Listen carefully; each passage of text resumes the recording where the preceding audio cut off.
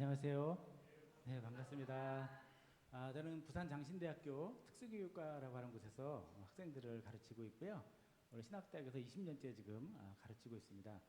오늘 교사 주간으로 오늘 주제를 미래 세대 우리 아이들의 달란트를 찾아서라는 주제를 가지고 말씀을 드리고자 합니다. 이 무거운 거를 그냥. 감사합니다. 저는 제가 교직 생활을 처음 시작할 때 유학교에서 시작을 했거든요. 그러니까 장애를 가지고 있는 초등학교 취학전 아이들이 있어요. 그러니까 우리로 따지면 유치원인데 장애를 가지고 있는 아이들을 대상으로 하는 학교가 있었거든요. 거기서 제가 한 8년 정도를 근무하다가 대학으로 왔는데 8년 동안 근무를 하면서 한 번도 아이들과 대화를 나눠본 적이 없어요. 왜 그랬을까요? 말할 수 있는 아이가 아무도 없었어요. 그래서 아이들이 올 때부터 갈 때까지 독백을 했거든요. 안녕, 어서 와부터 시작해서 하루 종일 혼자 떠드는 거예요. 떠들고 아이들이 대답한다고 가정을 하고 또 이야기를 하고 또 집에 갈 때 안녕, 내일 만나자 이 생활을 거의 8년을 했거든요. 그때 제가 이제 그 학급 안에 본 그 급훈이라고 있잖아요. 그 교실 가보시면 이렇게 써붙인 거 있죠. 우리 학교에 급훈해가지고 그 당시에 제가 첫째 딸을 낳았는데 딸 이름이 랑이었어요. 이랑 제 이름을 지어줬는데 그 급훈을 제가 뭐라고 지었냐면 랑이라면이라고 지었어요. 랑이라면. 이게 애를 씻기다가도 혹시 얘가 랑이라면 이렇게 씻기고 말까 내가 또 뭔가 가르치다가도 얘가 랑이라면 내가 이만큼만 하고 말았을까 이 생각이 들더라고요. 근데 부모가 되고 나니까 이 간절함이 더해지는 거예요. 그래서 제가 급훈을 랑이라면이라고 정해놓고 이제 아이들을 봤는데요. 그러니까 뭐 좋은 교사처럼 보이시죠? 좋은 교사는 아니었어요. 어쨌든 나름대로는 그렇게 노력을 했던 기억이 나요. 그래서 오늘 이제 우리가 미래 세대에 우리 아이들 달란트 이야기를 할 텐데 선생님들 이야기면서 동시에 우리 아이들 이야기면서 동시에 우리들 이야기이기도 해요. 그래서 우리가 아이들을 특히 자라나는 미래 세대의 아이들의 달란트를 어떻게 찾아줄 것인가 그리고 그 달란트를 가지고 어떻게 하나님 나라 확장하는 데 아이들이 달란트를 활용하도록 할 것인가에 대한 이야기를 해보려고 합니다. 여기도 혹시 어린아이들이 있죠? 아이들 있죠? 근데 예배 드리다 보면 아이들이 막 딴짓을 하지 않아요? 다른 데 쳐다보고 다른 데를 과구하잖아요? 저는 이걸 뭐라고 표현하냐면 어린아이들이 하나님과 보물찾기 하고 있다고 표현을 하고 있거든요. 어린아이들이란 존재는 하나님께서 만드신 모든 것들이 궁금한 존재라는 생각이 들어요. 그래서 옛날 기억을 한번 떠올려 보시면 아이들을 손을 잡고 한 100m 가려고 그러면 정말 시간이 많이 걸려요. 가다가 돌멩이 만지고 가다가 벌레 만지고 하잖아요. 아이들은 충만한 존재 같아요. 하나님께서 만드신 모든 것들에 대해서 궁금해하고 신기해하고 거기에 탐색하거든요. 저처럼 교육학을 하는 사람들은 아이들이 딴짓하는 게 되게 예뻐 보여요. 제가 궁금해하고 있구나. 어른들은 더 이상 관심 갖지 않는 것에 대해서 아이들은 여전히 궁금해하고 있구나라는 거 보면 너무너무 감사하고 예뻐 보일 수밖에 없습니다. 그런데 슬프게도 나이가 들면서 점점 호기심을 잃어버리죠. 하나님께서 창조하신 놀라운 것들에 대한 관심이 점점점 사라져요. 비가 와도 그날이 그날이고 눈이 와도 그날이 그날이에요. 이 어른이 되어간다는 증거겠죠? 그런데 이 호기심을 잃지 않는 사람들이 결국은 성공하는 거거든요. 하나님에 대한 호기심을 잃지 않는 분들이 결국은 목회자가 되시는 거잖아요. 하나님이 창조하신 아름다움에 대한 호기심을 끝까지 놓지 않는 분들이 예술가가 되는 거거든요. 하나님이 만드신 법칙들이 있어요. 이것에 대한 흥미를 끝까지 놓지 않는 분들이 과학자가 되는 거예요. 그 결국은 세상을 변화시키고 세상을 놀라운 쪽으로 발전시키는 친구들이 되는 거죠. 그럼 왜 아이들은 점점점 흥미를 잃고 이 보물찾기를 하지 않게 될까가 되게 큰 고민이에요. 저처럼 교육하는 사람 입장에서는. 제가 진로 상담이라고 하는 걸 몇 년 동안 했었거든요. 찾아가는 진로 상담이라 해가지고 중학교, 고등학교 아이 중에서 진로에 대한 고민이 있으면 그냥 찾아가요. 통영에서 부르든 거제에서 부르든 그냥 갑니다. 그럼 가면 한 아이가 앉아있을 때도 있고 몇몇 아이가 앉아있을 때도 있어요. 그때 이 아이들에게 이제 물어보죠. 넌 어떤 걸 잘하니? 뭘 하고 싶니? 꿈이 뭐니? 라고 물어보면 아이들이 공통적으로 하는 답이 있어요. 가장 많이 하는 말이 있거든요. 제가 무슨 마이크를 갖고 있는지 뭐냐면 질문하기 위해서 그래요. 아이들이 어떤 답을 가장 많이 할까요? 모르겠어요. 이야, 맞았습니다. 촛불 맞히셨죠? 아이들이 공통적으로 하는 말이 몰라요예요. 꿈이 뭐니? 몰라요. 뭐 좋아하니? 몰라요. 뭐 하고 싶어? 몰라요. 다 모른다고 이야기해요. 이 몰라요라는 말은 두 가지 의미가 있거든요. 첫 번째는 진짜 알고 싶은데 모르겠어요. 좀 알려주세요. 이런 의미의 몰라요가 있고요. 두 번째 더 많은 의미는 뭐냐면 귀찮으니까 말 시키지 마세요. 이런 의미의 몰라요예요. 그런데 많은 아이들이 두 번째예요. 모르니까 알려주세요가 아니라 귀찮아요. 그래서 말 시키지 마세요. 라고 이야기를 하고 있거든요. 근데 이런 생각 나잖아요. 우리가 아기를 처음 낳고 보면 갑자기 아이들이 가르쳐주지 않았던 말을 막 하기 시작하고 그러면서 얘가 천재가 아닌가? 한 번쯤 생각해 보셨죠? 그런데 시간이 지나면서 어떻게 돼요? 천재가 아닐 수도 있겠다 라는 생각이 들고 더 지나다가 천재가 확실히 아니다. 더 시간이 지나고 나면 그냥 다른 아이만큼만 좀 컸으면 좋겠다 생각이 바뀌잖아요. 이게 왜 이렇게 바뀔까? 왜 아이들은 점점점 둔재가 되어갈까라는 고민을 할 수밖에 없어요. 그런데 실제 아이들은 천재로 태어나는 게 맞아요. 단지 우리가 생각하는 그런 의미의 천재라고 얘기하는 것들이 아니거든요. 하나님께서는 아이들에게 저마다의 색깔을 주셨고 저마다의 달란트를 주셨거든요. 그러니까 우리처럼 아이를 가르치는 선생님들의 가장 기본적인 그 역할이 뭐냐면 하나님이 주신 달란트를 찾는 눈을 갖는 거예요. 그러니까 어떤 모습을 보이든 간에 제가 이걸 잘할 것 같은데 이 달란트가 있는 것 같은데 딱 찾아내는 게 사실은 교사의 가장 큰 역할이라고 저는 생각을 하거든요. 제가 특수교육을 가르치고 있다고 얘기했잖아요.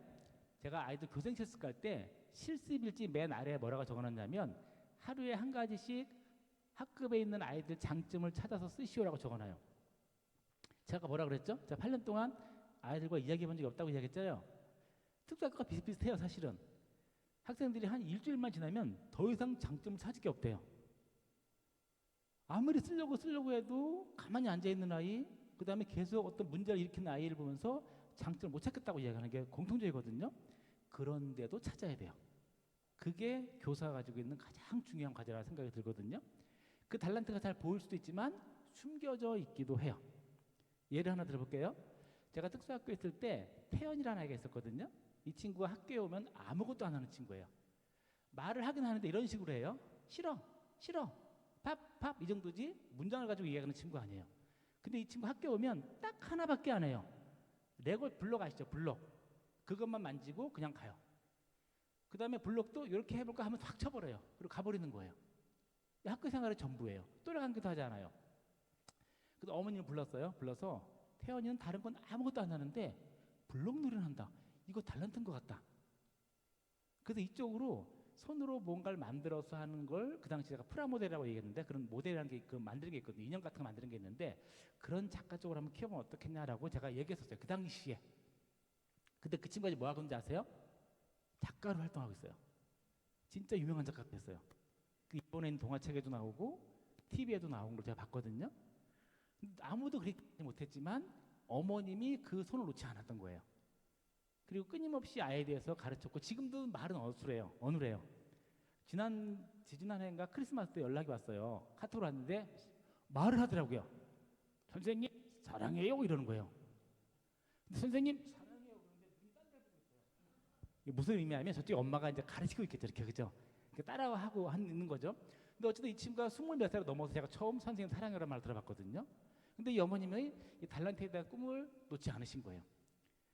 지금은 너무 얘가 효자래요. 지가 그림도 혼자 배우러 다니고 회사에 소속이 되어 있기도 하고 돈도 벌어오고. 그래서 이 어머님이 그 힘든 과정에서 또 다시 장애인 사역을 하기 위해서 공부를 하고 계세요. 전도사님이신데 대단하신 거죠. 그래서 하나님은 이 장애를 가지고 있건 그렇지 않건 어떤 모든 아이들에게도 달란트를 주셨다라는 확실한 믿음을 가질 수밖에 없습니다. 자, 그럼 왜 이렇게 아이들이 이 몰라요라고 이야기하고 자신의 달란트를 찾지 못할까? 아이들뿐만 아니에요.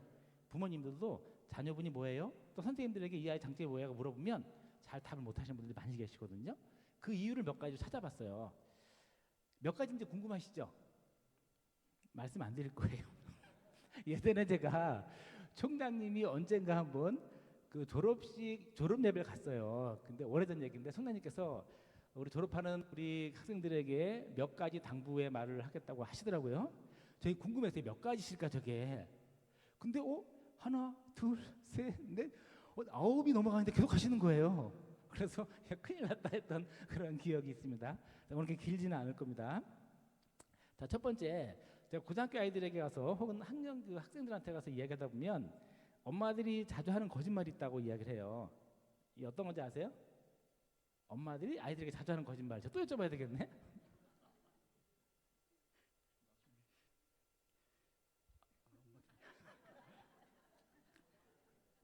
잘 모르겠습니다. 잘 모르겠다고 하셨는데요.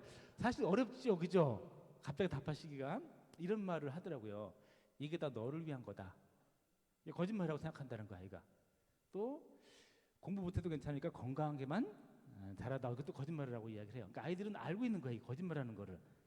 자, 그럼 이게 다 너를 위한 거다라고 했는데 과연 그럴까 생각해 보면 그 뒤에는 인정하고 싶지 않지만 성숙하지 못한 부모님이 아이들 어깨에 올라가는 경우가 적지 않습니다. 그러니까 너를 위한 거라고 이야기하지만 사실은 부모님의 욕심을 취하게 한 것들이 생각보다 많아요. 그것 때문에 무기력해져 있는 아이들을 많이 봤습니다. 제가 또 이거 외부에 강의 나가면 예를 들지 않으려고 또 예를 들거든요. 저희 와이프 예를 들 수밖에 없잖아요. 가장 가까이서 볼 수 있는 엄마이기 때문에 그래요. 근데 아마 우리 와이프 밖에 나가면 남편 얘기를 하겠죠. 저는 이제 와이프 옆에 있으니까. 이런 걸 했었어요. 저희 와이프가 이상하게 우리 딸아이한테 피아노 가르치고 싶어 하더라고요. 그래서 우리 아파트에서 처음으로 피아노를 샀어요. 그런데 아이는 이상하게 피아노가 싫다는 거예요. 안 배우겠대요, 피아노를. 그러니까 매일 싸워요. 그런데 정말 큰일이 생겼어요. 아랫집 아이가 피아노를 산 거예요. 우리 딸이 산 걸 보고서. 그런데 딸아이는 계속 싫다고 거부를 하고 어느 날을 가봤더니 아이가 학원에 안 왔대요. 그런 적이 없었거든요. 근데 계단에 가서 울고 있는 거예요. 그래서 안 되겠다. 가족 회의를 하자. 그래서 이제 불러가지고 오늘 하는 이야기는 우리 정말 진심으로 마음을 열고 듣고 꼭 서로 하나씩 들어보자. 이렇게 얘기했어요. 그 딸아이가 당연히 엄마 아빠 난 피아노 배우기 싫어라고 자기의 그 희망을 얘기하더라고요. 그때 와이프가 좋아 배우지 마. 단 한 달만 다녀보고 그때도 싫으면 그만둬라고 이야기하더라고요. 그래서 왜 이렇게 한 달이라고 하는 거 집착을 할까? 왜 피아노에 집착을 할까? 생각해봤더니 왜 그랬을까요? 와이프 어렸을 때 꿈이었겠죠. 그죠? 근데 꿈이었는데 그거를 이제 아이에게 이렇게 투영을 하고 싶은 거예요. 근데 우리 와이프는 음악을 정말 싫어하거든요. 제가 음악을 틀어봐서 꺼요. 그런데 그 모습이 되게 꿈이었던 것 같아요. 그래서 이렇게 우리 부모들이 저도 마찬가지죠. 이 부모님들이 이 아이 위에 올라가서 뭔가 이게 다 너를 위한 거라고 이야기하지만 사실은 부모를 위한 게 있을 수 있겠구나라는 것들을 많이 깨닫게 됐습니다. 두 번째는 부모님들이 자주 하는 그 용어 말씀이 하나 있는데 이게 뭐냐면 쓸데없는 짓 하지 말고 공부해라는 말을 많이 한다 그래요. 혹시 그런 말 해보셨나요? 쓸데없는 짓 하는 것 같지 아이들이 그죠? 그런데 놀라운 게 뭐냐면 그 쓸데없는 짓이 세상을 바꾸고 있어요. 그 쓸데없는 짓이 직업이 되고 있고요. 지금 시대가 바뀌었거든요. 저도 교육학을 하다 보니까 장애를 가지고 있는 아이들 직업교육에 관심이 많고 창업에 관심이 많아요. 청년 창업도 제가 가르치고 있거든요. 그런데 장애를 가지고 있는 친구들은 직업교육을 1년, 2년 할 수 있는 게 아니에요. 길게는 5년, 10년 해야지 겨우 그 기술을 할 수 있어요. 그런데 지금 우리가 5년, 6년 동안 막 연습시켰는데 어느 날 딱 봤더니 직업이 없어졌네? 그럴 수 있죠. 지금 그런 시대에 살고 있어요. 직업 주기가 정말 짧아졌거든요. 3, 4년 만에 직업을 바꾼대요. 그리고 없어지기도 하고요. 우리나라 기업이 18년 정도 유지된대요. 그리고 없어지는 거예요. 엄청 빨리 변화하고 있죠. 자, 그런데 이 와중에 쓸데없는 짓처럼 보이는 일을 하는 친구들이 세상을 바꿔간다라고 이야기하더라고요. 그리고 많은 미래를 내다보는 분들이 그런 걸 해요. 그래서 정말 독특하게 쓸데없는 짓 하는 친구를 찾는 게 지금 굉장히 중요한 과제라고 이야기를 하고 있거든요. 그런데 우리는 왜 쓸데없는 짓이라고 이야기할까? 아이들이 하는 행동에 대해서 그 행동에 가지고 있는 가치를 우리가 미처 발견하지 못했기 때문에 그래요. 아까 말씀드렸던 것처럼 하나님께서는 서로 다른 색깔의 달란트 주셨거든요. 근데 우리가 달란트를 알아보는 방법은 뭐냐면 우리가 가지고 있는 틀만 가지고 보는 거예요. 예를 들어서 어떤 아이가 정말 운동을 잘해요. 그러면 운동에 달란트가 있다고 생각하죠. 왜 그렇게 생각할 수 있냐면 운동을 잘하는 친구들은 어떤 직업을 가질 수 있어요? 운동 선수일 수 있죠. 그 직업이 보이기 때문에 그래요. 노래를 잘하는 친구들은 가수라는 직업이 우리가 알고 있기 때문에 달란트라고 보는 거예요. 그런데 어떤 친구가 병뚜껑에만 집착을 해요. 병뚜껑에 집착적으로 병뚜껑만 집착하는 친구들이 있거든요. 장애아동들 보면 그 달란트로 보일까요? 잘 안 보이죠. 왜 안 보이냐면 이 병뚜껑에 집착하는 게 어떻게 직업이 될 수 있을지 안 보이기 때문에 그래요. 그런데 병뚜껑만 다 모으면 수집을 할 수 있어요. 수집가들이 가장 가지고 있는 달란트가 집착하는 거거든요. 사실은 그래서 우리가 이 아이들이 쓸데없는 짓이라고 하는 것들을 다시 한번 눈여겨볼 필요가 있어요.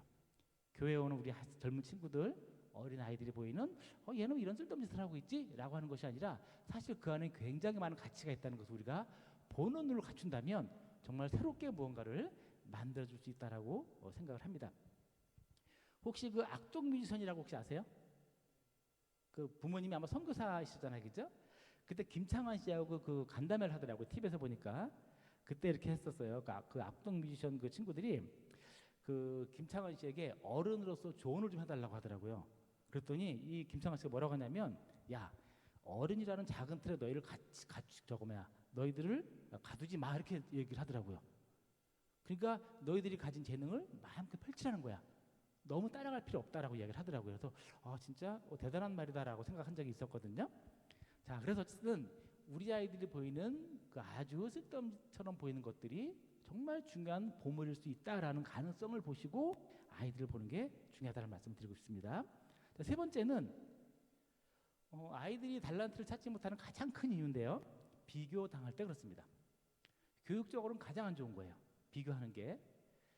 그 자녀 교육에서도 그렇고 아이들 교육에서도 그렇고 비교하는 것은 가장 큰 적이 된다.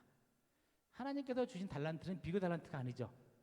얘는 얘에 비해서 더 좋은 거, 더 나쁜 게 아니라 저만의 색깔로 주신 거거든요. 이건 비교할 수 있는 게 아니에요. 그 자체로 독특하고 그 자체로 가치로운 거거든요.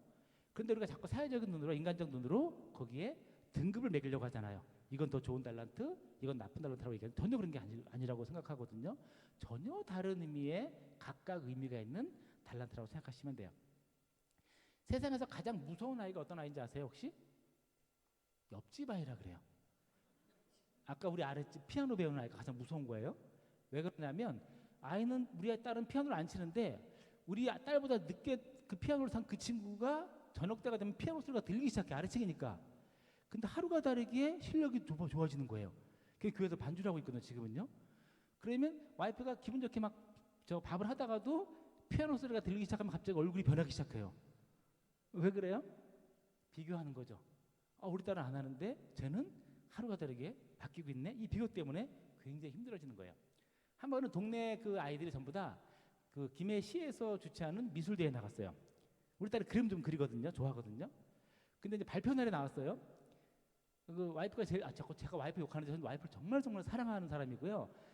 다시 태어나도 저는 와이프와 결혼할 마음을 가지고 있는 사람이거든요. 그만큼 단점이라고는 찾을 수가 없는 그 와이프인데 이런 것만 자꾸 걸리는 게 좀 있어요. 그것만 제가 한두 개 얘기하는 겁니다. 근데 이제 끝나고 나서 발표가 있었어요. 시상 쭉 보니까 딸 이름이 없는 거예요. 그 김해 15회. 큰일 났잖아요. 저 옆에서 이제 걱정되는 거예요. 이제 그 다음에 와이프가 뭘 살펴봤을까요? 같이 참가했던 동네 친구들 이름을 찾는 거예요. 속으로 절대 이름이 나오면 안 된다. 절대 나오면 안 된다. 라고 했는데 정말 감사하게도 같이 참여했던 친구들이 한 명도 당선이 안 된 거예요. 근데 그때 마음을 아주 편안하더라고요, 와이프가요. 근데 만약 그때 한 친구라도 당선이 됐으면 굉장히 힘들었을 거예요. 그죠? 자, 이게 사실은 그 나이가 어리나 적으나 마찬가지죠. 사실 이 그 남과 비교 당할 때는 굉장히 힘든 거고요. 그리고 아이들에게는 정말 독약과 같습니다. 이건 좋은 비교도 마찬가지고 나쁜 비교도 마찬가지예요. 좋은 비교 할 수 있죠. 이야, 너가 다른 친구가 이거 너무너무 잘하는데? 라고 하는 것을 비교로 하게 되면 자만에 빠지게 돼요. 그리고 자기보다 더 잘하는 사람이 나오게 되면 좌절하게 되고요. 시리에 빠지게 되어 있습니다. 근데 나쁜 쪽으로 비교를 하게 되면 어때요? 당연히 열등감에 빠지고 자기에 대한 존중감을 잃어버리겠죠. 그래서 비교라는 것은 남들과의 비교는 절대 하는 것이 아니다. 그냥 그 자체로 너만의 색깔이 있다. 너만이 가지고 있는 색깔인데 그게 정말 중요한 거다. 라는 것들을 아이들에게 끊임없이 알려주시는 것이 우리 교사로서 굉장히 중요한 역할이다라고 말씀을 드리고 싶습니다. 자, 그럼 거꾸로 어떤 아이들이 그러면 이런 자기의 달란트를 잘 찾아서 갈까에 대해 궁금하잖아요. 어떤 아이들이 정말 그럼 달란트를 잘 찾아갈까 생각해봤는데 제가 또 찾은 답이 있었습니다. 제가 예전에 그 중학교 부모님들 한 200명 정도를 모셔놓고 교육을 했었거든요. 그래서 제가 물어봤어요. 혹시 자녀분 중에서 공부로 성공할 것 같으면 손 들어보세요라고 얘기했어요. 2분 정도가 손을 드시더라고요. 그 200명 중에서 물론 창피해서 안 드신 분도 계시겠지만 아마 진심으로 안 드셨을 거예요. 그 두 분 외에는. 그러면 그 2명 외에 나머지 아이들은 어떤 아이들인 거예요? 교육을 하는 사람들이 그런 말 하면 안 되지만 나쁘게 표현하면 들러리 서는 거예요. 그 2명의 아이는 할 얘기가 있죠. 나는 한 200여 명 되는 아이 중에서 내가 탑을 찍었어. 이런 자기만의 이야기가 만들어져요. 그 이야기가 자기를 더 강화하면서 자꾸 뭔가 성취하려고 하잖아요. 그러면 나머지 아이들은 어떻게 되겠어요? 그냥 200명 중에 한 명의 들러리가 되는 거죠. 이렇게 함부로 말하면 안 되지만 이렇게까지 이야기하는 이유 뭐냐면 실제 현장에서 어린 아이들을 만나보면 정말 자기가 자기 인생의 주연이 아니라 들러리가 되고 있다는 것을 아는 친구들이 많아요. 그래서 무기력에 빠져 있는 친구들을 정말 많이 볼 수 있습니다. 제가 뒤에 다시 한번 설명을 드릴 거예요. 그런 아이들에 대해서. 그럼 답은 간단하죠? 이 아이들이 주인공이 되면 되는 거예요. 이게 무슨 말이냐면 하나님께서 각자 서로 다른 색깔을 주셨는데 이거 너만 가지고 있는 빛깔이야. 이건 너만 할 수 있는 거야. 이건 너만이 가지고 있는 달란트이기 때문에 이걸 가지고 네가 너의 인생을 정말 넓힐 수 있고 더 나아가 하나님 나라를 확장하는 데 쓸 수 있어 라는 그 이야기를 만들어주면 돼요. 그래서 저는 아이들 진로 교육을 할 때 가장 중요한 게 뭐냐면 그 아이만의 이야기를 그 아이에게 만들어주는 거예요. 이거는 아이들에게 엄청난 영향을 미치게 되고요. 힘을 주게 됩니다. 자, 예를 한번 들어볼게요. 그 제가 진로 상담을 가다 보면 이제 이렇게 써놔요. 진로에 대한 고민이 있는 친구들, 경제적, 사회적인 어려움이라든지 공부 문제로 인해서 자기 꿈을 못 갖는 친구들이 있으면 연락 주세요 하면 연락을 오시거든요. 그럼 제가 찾아간단 말이에요. 어느 고등학교를 갔는데요. 6명이 선생님에게 끌려왔어요. 제가 왜 끌려왔다고 표현을 하냐면 선생님이 아이를 데리고 오시는데 표현이 그래, 표현이.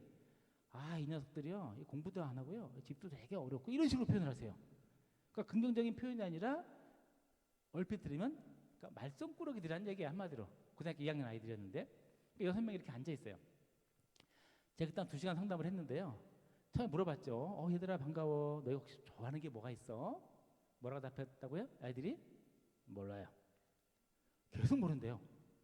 그러다가 이제 어느 순간 한 아이가 약간 말이 텄어요. 너 잘하는 게 뭐야? 했더니 저요? 멍 때리는 거야. 그러더라고요. 근데 멍 때린다는 게 어떤 건지 아세요? 그러니까 저를 보고 있지만 저를 보고 있는 게 아니에요.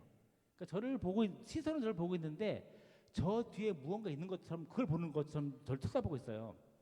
그래서 잘 됐다. 멍 때린다고 네가? 좋아 좋아. 그래서 이 얘기를 쭉 하다가 다시 물어봤더니 이 친구의 꿈이 뭐였냐면 디자이너가 꿈이었대요. 그래서 제가 그 친구한테 물어봤죠. 야, 그러면 이 디자이너라는 직업은 창의적인 직업이니 아니면 창의적이지 않은 직업이니 어떤 직업이에요? 창의적인 직업이죠. 새로운 아이디어를 내는 직업이란 말이에요. 그럼 이 창의적인 새로운 아이디어를 이 창의적인 직업에 있는 사람 입장에서 이 창의성을 만들려면 엄청 바쁠 때 나올까? 아니면 엄청 여유 있을 때 창의성이 나올까? 언제 나올 것 같아요? 여유 있을 때 나와요. 그래서 우리가 벤처기업 같은 거 보면 창의성을 요하는 그런 그 회사 같은 경우는 굉장히 자유롭게 막 풀어주죠, 사람들을. 그죠?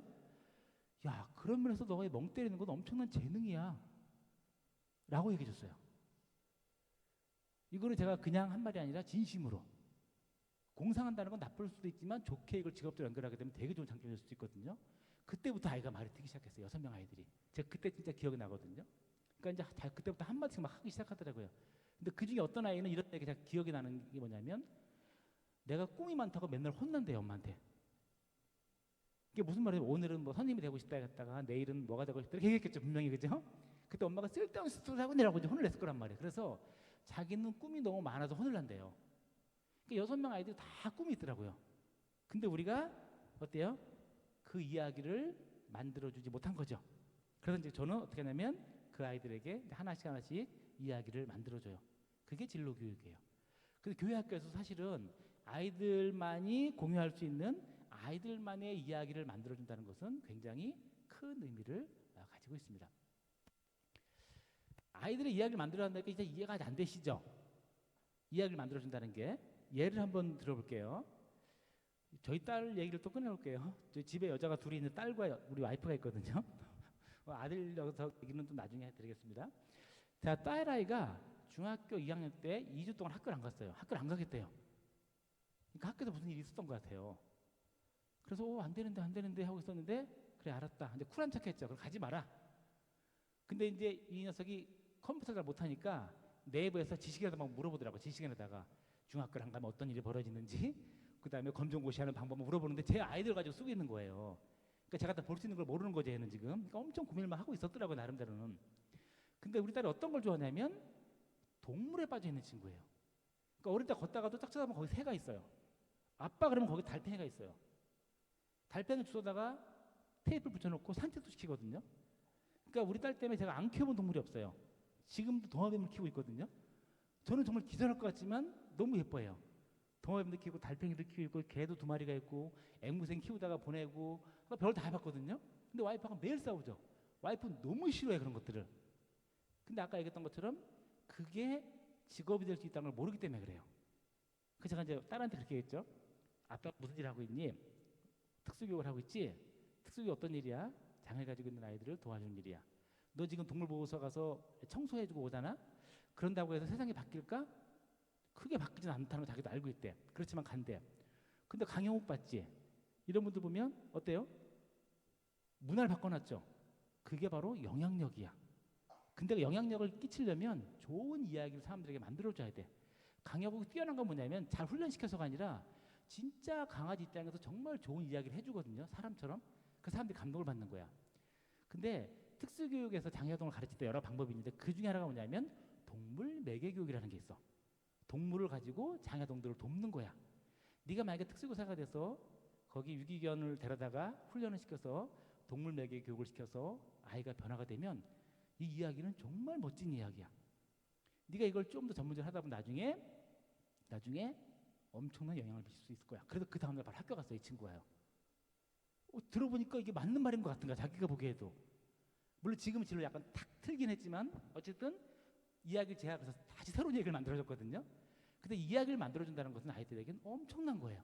근데 그 이야기의 중심이 뭐냐면 이 아이가 가지고 있는 탤런트가 중심이 돼서 그걸 가지고 이야기를 만들어주는 거예요. 그러면 아이들은 그때부터 성장하기 시작하게 되고요. 자기 이야기를 채워나가려고 굉장히 노력을 많이 해요. 제가 이 사례가 되게 많긴 하지만 시간 관계상 다 말씀을 못 드릴 것 같고요. 자, 중요한 것은 뭐냐면 이런 그 이야기 속에 아이들의 탤런트가 하나님 나라의 확장을 위해서 쓰일 수 있다는 것들까지 가야 되죠. 제가 15, 16년 전에 대안학교 얘기를 많이 했어요. 강의를 하면서. 물론 저희 학생들도 주로 공립학교로 가지만 그랬더니 졸업생 2명이 왔어요. 4학년 2명이 교수님 저희가 한번 해보겠대. 그냥 말로 했는데 진짜 해보겠다고 온 거예요. 그래서 대안학교처럼 만들었어요. 그래서 지금 16년째 운영을 하고 있거든요. 선생님 4명이서 지금. 근데 놀라운 게 뭐냐면 같은 동기들이 그것도 대학 졸업한 친구들이 창업해서 이렇게 오래 운영한다는 게 쉬운 게 아니에요. 그런데 지금 정말 잘 되고 있거든요. 그러니까 김해에서는 그래도 가장 성장한 장애아동 센터가 됐어요, 여기가. 그리고 이제 지난달부터는 대안학교를 만들어가지고 거기 와서 전일로 수업하는 아이들이 지금 들어와 있거든요. 그런데 이 친구들이 왜 이걸 했냐면 일반 공립초등학교로 가면 돈을 많이 벌 텐데 왜 이걸 하려고 해? 라고 했더니 이 친구들의 꿈은 뭐냐면 이 하나님 나라 확장의 꿈인 거예요, 이게. 그 선생님이 제가 봤을 때는 안 되는데 얘네 가서 돈 벌어야 되는데 이거 저거 몇 번 물어봤어요. 너희 정말 하고 싶니? 그랬더니 하고 싶대요. 그 친구들 1년 동안 월급을 한 20만 원도 못 받았어요. 처음에 아이들이 모집이 안 됐을 때는 잘 모르니까 부모님들이. 근데 이제 이 정도면 그만두겠지라고 했는데 끝까지 한다는 거예요. 그래서 지금 수업을 하고 있거든요. 근데 저희가 연극을 가지고 수업을 하고 있어요, 장애아동 교육은. 제가 이제 그 말씀을 제가 이제 목사님 계시면 정말 죄송한데 제가 이렇게 말을 했어요. 얘들아, 너희 수업할 때 절대 신앙에 대한 걸 넣으면 안 돼. 제가 왜 그랬냐면 이제 전 교사를 양성하는 그 사람이기 때문에 이 교육기관에서는 특정 종교를 말할 수 없어요. 사회적으로 문제가 되고 또 김해에서 우리 그 센터에 오는 친구들 부모님들 대부분 교회 다니는 분들이 아니거든요. 그렇기 때문에 너희가 정말 성장하려면 이거 뭐 교회 얘기를 한다거나 뭐 기도 얘기를 하면 절대 안 된다라고 저는 얘기해서 참 못됐죠, 그죠? 안 된다, 정말 큰일 난다. 그러면 나중에 모집이 안 된다. 왜냐면 저는 일단 아이들이 사랑감 때문에 그랬거든요. 어떤 돈을 벌어야 되고 아이들이 모집이 돼야 되니까. 그러니까 걱정하지 말라고 그러는 거예요, 이 친구들이. 근데 이제 발표를 갔어요. 갔는데 연극을 가지고 교과서 수업을 하거든요. 근데 가만 들어보니까 선교사가 나와요, 연극 안에. 그러니까 그 말 그대로 일반 교과서 내용을 쓰긴 쓰지만 절묘하게 선교사를 그 안에 집어넣는 거예요, 이렇게. 그 어느 날 갔더니 기도를 하자고 하대요. 저는 걱정된 거죠. 이제 저 중에 부모 한 분이 만약에 이걸 고발하거나 막 그렇게 되거나 나가버리면 문제가 될 텐데라고 했는데 몇 년 지나갔더니 부모님들이 같이 기도를 하세요. 교회를 안 다니는데도 불구하고. 그래서 이게 그렇구나. 정말 내가 선생이지만 되게 부족했구나라는 걸 제가 느끼거든요. 되게 존경하는 제자들이에요. 그래서 어느 순간은 이 장애학생들을 교회를 초대하겠다는 거예요. 제가 또 말렸어요. 야, 월화수목도 힘들어 죽겠는데 주일까지 아이 그럼 너무 힘들지 않겠니? 라고 했더니 이 친구들이 아이들을 만나는 게 자기는 행복이래요. 그러니까 참 진짜 선생보다 훨씬 뛰어난 제자들이죠. 그죠? 지금 그 친구들이 교회에 출석하고 있거든요. 그걸 보면서 이게 바로 저거구나. 아이들이 자기만의 이야기를 갖추면서 그 마지막엔 뭐냐면 하나님 나라를 확장하는 것을 이 아이들 이야기의 방점으로 찍은 거예요. 그러니까 지금 이렇게 말을 하지만 사실 부끄럽게도 그 전에는 정말 많이 말렸었거든요. 그런데 이렇게 신념을 가지고 자기 이야기 어떤 방점을 찍기 노력하는 걸 보니까 이게 진짜 멋지구나. 이게 참 멋지게 이렇게 만들어가는구나라는 것을 느낄 수 있었습니다. 자, 그런데 이런 질문이 가능하죠. 아이들의 달란트를 찾고 싶은데 그리고 이야기를 만들어주고 싶은데 아이들이 거부해요 라고 얘기할 수 있어요. 자, 이런 게 있어요. 아이들은 때때로 가장 사랑받지 못할 행동으로 가장 사랑을 갈구한다라고 얘기해요. 이게 무슨 말일까요? 겉으로 보기엔 굉장히 선생님이나 부모님들을 화나게 하는 행동들 있잖아요. 그런데 그게 사실은 가장 관심과 사랑을 갈구하는 표현일 수 있다라고 하는 거예요. 저처럼 특수교육을 하는 사람들은 이런 얘기를 해요. 아이들의 모든 행동은 언어다라고 가르치거든요. 그러니까 아이가 수업 중에 졸고 있으면 조는 게 아니에요. 그 뭐죠? 말하고 있는 거예요. 아이가 울면 우는 게 아니라 그건 실제로 무언가를 말하고 있는 거죠. 그래서 이 아이들은 논리적인 언어로 이야기하는 게 아니라 행동으로 이야기를 합니다. 그래서 우리 교사들은 그거를 읽을 수 있어야 돼요. 단순히 눈으로 보이는 행동이 아니라 그 행동 이면에 숨어있는 의도를 파악하는 것이 중요하다라고 말씀드릴 수 있어요. 아까 6명 아이가 끌려왔다라고 얘기했잖아요. 제가 그때 기억이 나는데요. 그 고등학교를 지나가는데 창문 너머로 아이들이 쓰러져 있었어요. 제가 목사님 아시겠지만 어떻게 표현했냐면 태풍 뒤에 쓰러져 있는 벼처럼 쓰러져 있어요. 아이들이 책상에 다 이러고 누워있는 거예요. 고등학교 때 쉬는 시간이 아니었었거든요. 그럼 쓰러져 있는 것은 우리가 보기에는 수업 시간에 쓰러져 있는 거지만 아까 아이들의 행동은 뭐라고 얘기했죠? 언어라고 얘기했죠. 실제로는 말하고 있는 거예요. 절규하고 있는 거예요. 그걸 읽었을 때 비로소 아이들과 소통할 수 있고 아이들에게 무언가를 줄 수 있고 아이들을 변화시킬 수 있습니다. 그래서 아이들의 언어는 우리 선생님들의 언어들과는 다르다라는 말씀을 드리고 싶고요. 얼마 전에 이런 재미있는 동시를 우리 딸이 알려주더라고요. 제목이 게임 중독이래요. 초등학교 아이가 쓴 거래요. 엄마는 나보고 게임 중독이라고 한다. 하지만 나는 밥을 먹고 할 뿐. 나는 뭐더라? 잠깐만요. 나는 학원 다녀와서 할 뿐. 나는 목욕하고 나서 할 뿐. 나는 화장실 다녀와서 할 뿐. 학교도 안 가, 학원도 안 가, 목욕도 안 해, 화장실도 안 가고 게임하는 게 게임 중독이지. 마지막 말이 백미예요. 끊임없이 잔소리하는 엄마가 중독이지. 그 마지막 말에 빵 터졌어요. 잔소리 중독이라고 얘기하고 있는 건가? 그러니까 아이들은 나름대로 자기 논리를 가지고 있는 거예요. 근데 이 수치를 읽으면서 반박할 수가 없더라고요. 그 아이들이 이렇게 다 누워 있고 태풍 뒤에 벼처럼 쓰러져 있는 아이들도 다 속에 할 말이 있는 건데 단지 그걸 말로 하지 않을 뿐이죠. 그래서 우리들은 그것을 언어화시키는 것을 하는 것이 필요한데 이미 우리 부모님들은 그 언어를 사용해 보신 적이 있어요. 언제냐면 아이들이 아기 때예요. 아이들이 아직 말을 못할 때 울면 뭐라고 얘기하죠? 아유 우리 애기 배고팠어요. 아유 우리 애기 뭐 똥 쌌어요. 이렇게 얘기하죠. 아이들은 얘기한 적이 없거든요. 근데 행동만 가지고도 부모들은 대화를 하는 거예요. 그래서 우리 교회 학교 선생님들이자 곧 부모님들이신 여러분들은 이미 그 경험들을 많이 갖고 계시기 때문에 아이들의 행동 속에 있는 언어를 읽어낼 수 있는 눈을 갖고 계신 거예요. 이미. 그런데 우리가 왜 못 보냐면 아까 이야기했던 것처럼 우리가 나이가 들면서 자꾸 비교하면서 아이들을 있는 그대로 감사하면 그게 보일 텐데 자꾸 비교하고 더 많은 걸 기대하고 하다 보니까 그런 눈을 서서히 잃어간 거죠. 그런데 아기 때는 어때요? 다 필요 없죠. 그 자체로 너무 예쁘잖아요. 소중한 존재잖아요. 그러니까 그 행동에 스며 있는 언어들이 보이는 거죠. 그래서 우리가 그 다시 찾아간다라고 한다. 우리가 조금 더 우리 미래 세대를 더 멋지게 키울 수 있지 않을까 생각을 해봅니다. 가끔 아이들은 해바라기라고 표현을 하고 싶거든요. 해바라기를 해를 보라고 막 고개를 돌리진 않죠. 그냥 물을 잘 주고 볕이 잘 뜨는 곳에 두면 아이들이 저마다 해를 바라보게 돼 있어요. 우리 선생님들, 부모님들 역할은 바로 그것이 아닌가라는 생각을 합니다. 자, 마지막입니다. 이런 강의를 할 때마다 전 굉장히 많이 찔리거든요. 그 강의 전에 꼭 기도를 해요. 제가 이렇게 말씀을 전하긴 하지만 이게 정말 저도 잘 못하는 건데 이렇게 하는 것이 가능할 괜찮은지 이렇게 제가 용서를 좀 구하면서 강의를 합니다. 이 강의를 들으시다 보면 그런 생각이 들죠. 그렇게 이야기하고 있는 당신은 잘하고 있습니까라고 아마 속으로 생각하실 텐데 잘 못하고 있어요, 사실은요. 그래서 아까도 기도 때 그 말씀을 하시던데 우리 열심히 기도해서 좀 회복받고 또 노력하고 그리고 또 무너지잖아요, 그죠?